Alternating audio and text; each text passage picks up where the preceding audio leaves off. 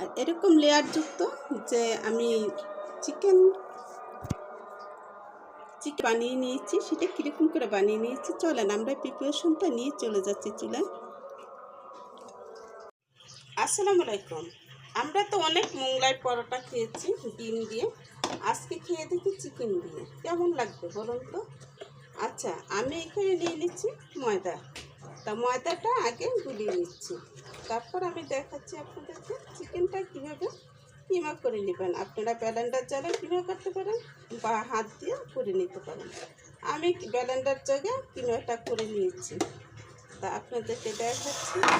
এই যে দেখুন আমি যেভাবে কিমাটা করে নিয়েছি, এটা কিন্তু খুব বেশি মিশও না, বেশি ইয়ে না, এক স্টিকিও না, একটু নরম একটু করা।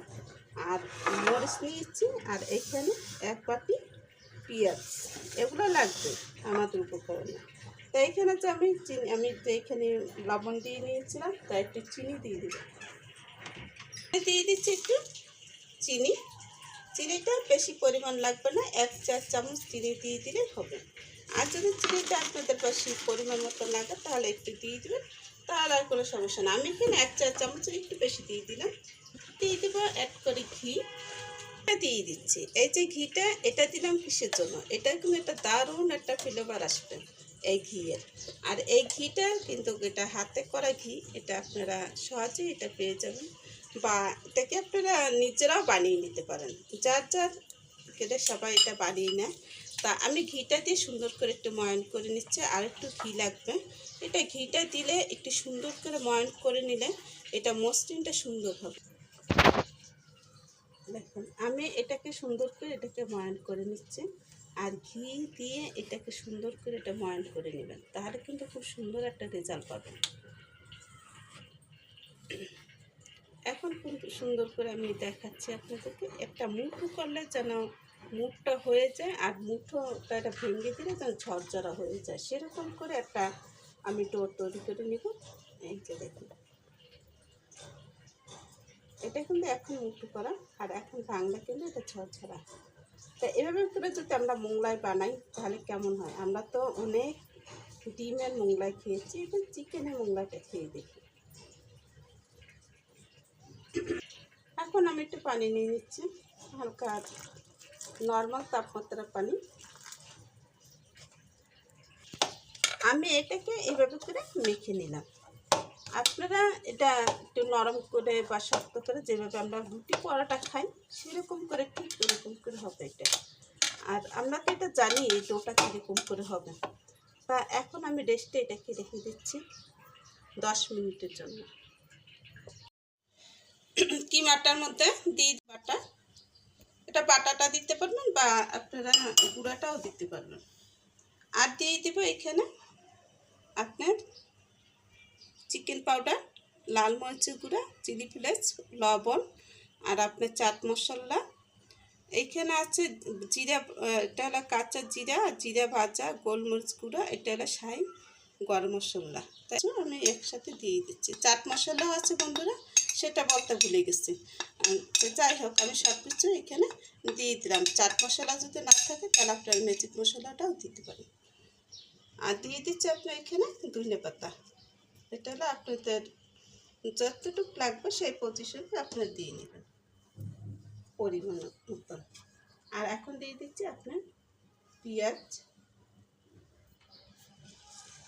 এই পেঁয়াজটা দেখে ভয় পাবেন না, পেঁয়াজটা দেখে এটা কিন্তু অবশ্যই লাগবে এই পেঁয়াজটা, তার জন্য আমি পেঁয়াজটা এখানে বেশি করে দিয়ে নিচ্ছি। এখন আমি সুন্দর করে এটাকে মেখে নিচ্ছি। দিয়ে দিলাম, এটা হলো মরিচ ক্রাশ করে নিয়েছি সেটা। আর এখন একটু এটার মধ্যে একটু তেল দিয়ে দিচ্ছি। আমি দিয়ে দিচ্ছি সরিষার তেল, আপনারা সয়াবিন তেল দিলেও দিতে পারেন, বা এটা অপশনাল। এখন সুন্দর করে এটাকে মেখে নিচ্ছি। ওই সরিষার তেলের যে বাজে স্মেল আসবে না, এটা মোটো আসবে না, যে এটা আমরা চাট মশলা অনেক কিছু মশলা দিয়েছি সেটা ফ্লেভারে এটা চলে যাবে।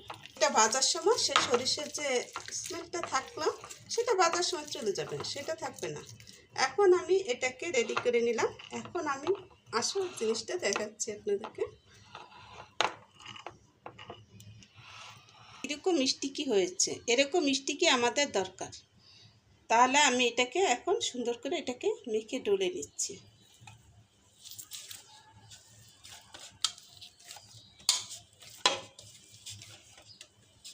এখন এটা ডলা শেষ, এখন আমি এটাকে বেলে নেব। এটাকে দুই ভাগে ভাগ করে নিলাম। এখন আমি এক ভাগ এটাকে বানিয়ে নিচ্ছি।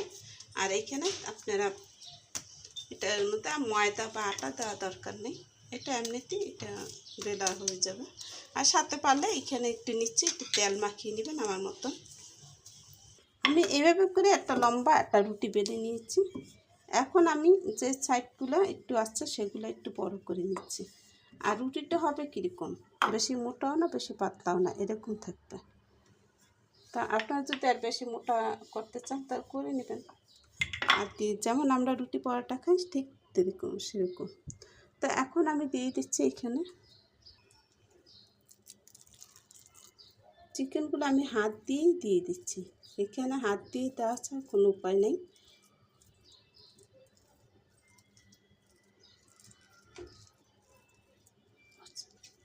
এই যে আমি এইভাবে করে নিয়ে নিলাম, পুরে একবার ভরে ফেললাম। তা এখন আমি এরকমই একটা রুটি এটার মতন একটা বানিয়ে নিয়েছি, এরকমই আমি মাপে। তা আমি মাপটা এভাবে করে নিয়ে নিচ্ছি।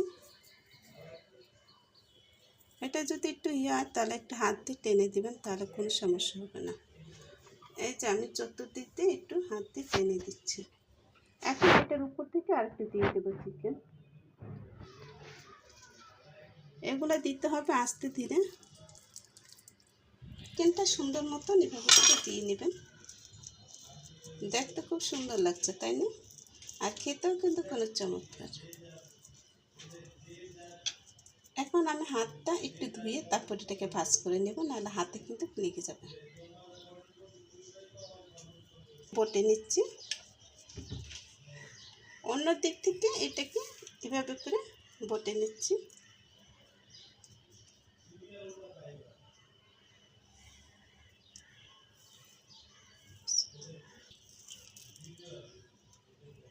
এখান থেকে এটাকে একটু ছিট মেরে নেবেন, তাহলেই হবে।